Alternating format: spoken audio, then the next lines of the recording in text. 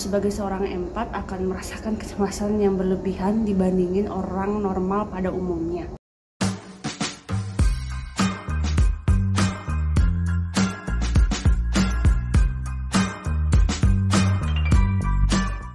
Halo, balik lagi di channel ini. Kenalin yang belum kenal, kalian bisa panggil aku Anda. Nah, video kali ini aku akan bahas perihal bagaimana sih sebagai seorang empat itu agar tidak menghasilkan gitu atau membuat diri kita itu semakin cemas berlebihan karena lingkungan sekitar. Aku akan mensumeri semua poinnya menjadi 7 poin apa aja yang harus dilakukan seorang empat agar dia tidak merasakan kecemasan yang berlebihan karena lingkungan sekitarnya kayak gitu.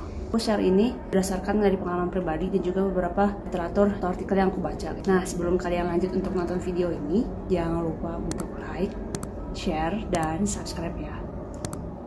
Nah, yang pertama, sebagai seorang empat akan merasakan kecemasan yang berlebihan dibandingin orang normal pada umumnya. Ketika kita berada dalam suatu kanan atau misalkan diburu-buru gitu, kayak diracing kayak gitu. Jadi kalau bisa ya bentuknya adalah kita manajemen waktunya itu harus baik gitu. Misalkan kayak perihal keterlambatan gitu ya, atau perihal kayak deadline dan lain-lain gitu. Nah, sebagai seorang empat dan juga bisa berlaku juga sebagai highly sensitive person bahwa kita harus manage ini untuk tidak menjadi deadlineer gitu, tidak mepet-mepet waktu jika ada deadline dan lain-lain kayak gitu. Kalau emang bisa itu dihindari untuk tidak melakukan rushing activities kayak gitu. Yang kedua, itu yang dari video sebelumnya yang pernah aku share perihal energi vampir. Energi vampir ini benar-benar menjadi suatu energi yang paling besar perihal kita sebagai seorang empat itu harus untuk menghindari hal seperti itu gitu ya. Kalau kalian pengen tahu energi vampir itu seperti apa, kalian bisa cek video aku sebelumnya channel ini. Yang ketiga, ini sebenarnya yang menjadi concern banget bahwa sebagai ya highly sensitive person atau enggak ya empat seperti yang aku lagi fokuskan di video ini, jangan terlalu banyak minum atau memasukkan kafein ke dalam tubuh. Jadi kalau dari pengalaman aku pribadi sih mengapa gitu ya, semenjak aku tidak mengkonsumsi kafein, badan tuh lebih terasa lebih ringan dan lebih rileks gitu. Jujur aja dulu pernah sampai ketergantungan kafein karena ya itu tadi, saat itu aku bukan tipikal yang kayak morning person gitu ya, jadi butuhkan kafein di saat pagi hari kayak gitu. Kayak untuk retreat gitu ya, atau untuk melepaskan addiction itu kepada kafein gitu. Jujur itu struggle-nya di aku pribadi yang udah ketergantungan itu cukup struggle sih. Ya, selama 1 bulan 2 bulan awal itu simptom yang aku rasakan adalah ya seperti sakit kepala gitu ya, dan badan tuh capek banget gitu ketika melepaskan kebiasaan itu gitu. Ya gimana ya, setelahnya itu sangat lega banget, badan lebih enak, lebih enteng dan gak gampang letih gitu. Nah, kalau misalkan aku pun ngantuk, aku mengganti kadar kafeinnya itu bukan dari kopi gitu. Jadi kan kopi itu kayak makanan yang kandungan kafeinnya paling tinggi ya. Sebenarnya ada juga sih koko yang lebih tinggi sih. Tapi ya itu balik lagi, kalau emang kalian misalkan masih tetap pengen gitu ya mengkonsumsi kafein dari kopi, ya nggak masalah gitu. Tapi frekuensinya itu lebih dikurangi kayak gitu. Misalkan biasanya tiap hari, jadi bisa seminggu 2 kali kayak gitu.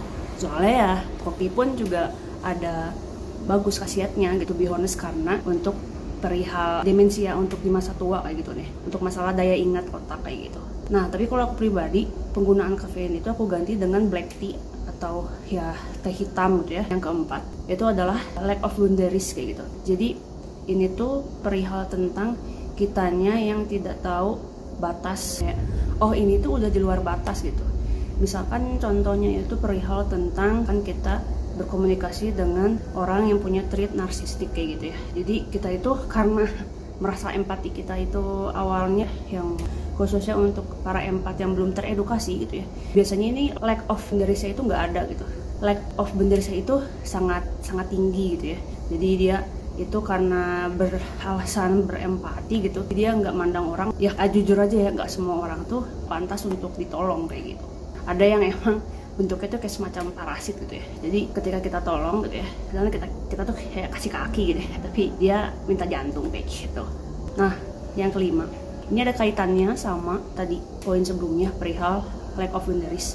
Jadi yang kelima ini adalah lack of self awareness, kayak tidak ada kesadaran dalam diri gitu. Jadi sebenarnya poin penting yang harus dilakukan sebagai seorang empat adalah kita harus tahu bahwa self awareness itu sangat penting kita latih gitu. Maksudnya ability yang harus kita punya gitu. Karena kenapa? Karena sebagai seorang empat tuh kalau nggak ada self awareness gitu, itu sulit banget sih, jujur aja sulit banget untuk menghadapi lingkungan gitu, menghadapi eksternal yang bakal terjadi di dalam diri kita gitu ya, dalam pikiran kita, diri kita gitu. Jadi bawaannya itu akan terus gelisah seumur hidup gitu kalau misalkan seorang empat gak menyadari bahwa dia empat, yang dimana itu karena mereka tidak ada self awareness kayak gitu.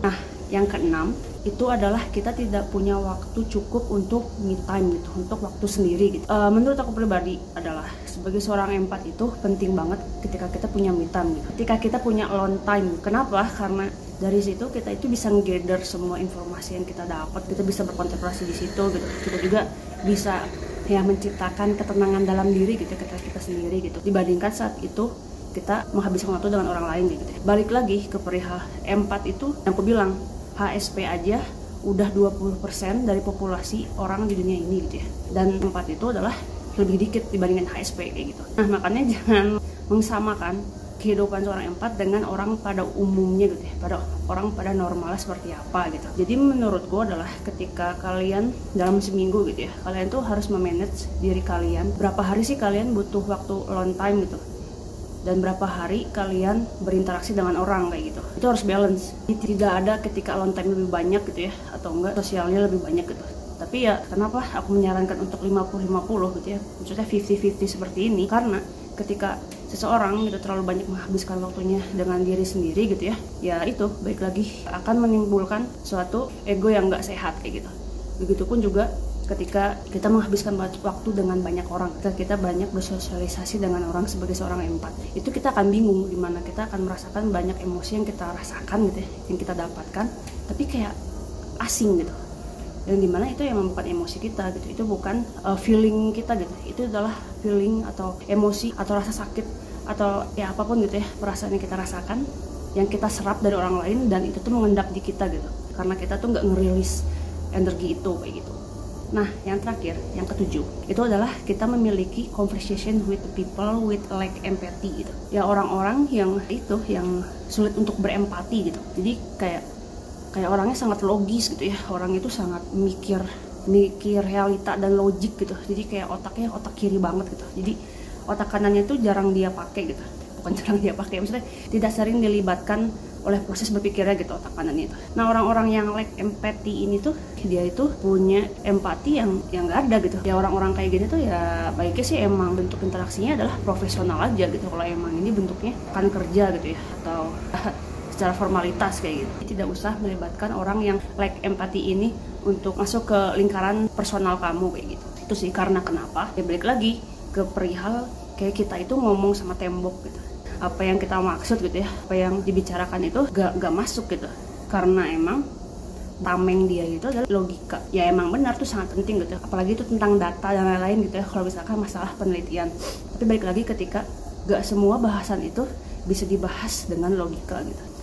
Nah, paling itu aja untuk video kali ini. Semoga bermanfaat dan semoga kalian bisa menerapkannya juga. Aku berharap aku sharing video ini dan juga membuat channel ini agar kalian pun yang emang seorang empat itu, kalian pun bisa gak berbeda gitu, kalian tuh tetap sama, bahkan kalian itu memiliki ability lebih gitu dibandingin yang lainnya dalam perihal empati gitu, dalam perihal spiritualism kayak gitu. Nah, segitu aja untuk video kali ini. Sebelum aku tutup, jangan lupa untuk like, share, dan subscribe ya. Tunggu video selanjutnya, ditunggu ya.